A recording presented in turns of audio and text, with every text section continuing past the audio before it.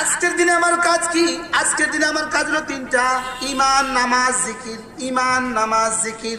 রমজান মাসে আমার কাজ হয়ে যাবে পাঁচটা: ঈমান, নামাজ, জিকির, সিয়াম আর কিয়াম। দিনের বেলায় রোজা, রাতের বেলায় তারাবিহ।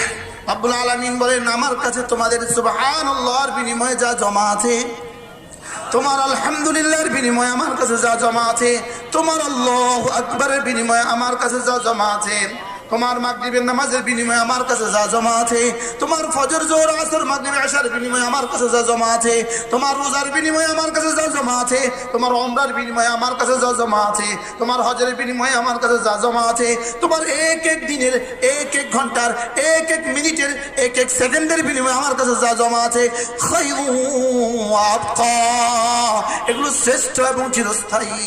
তোমার কালিমার জন্য আমার কাছে যা জমা আছে, লা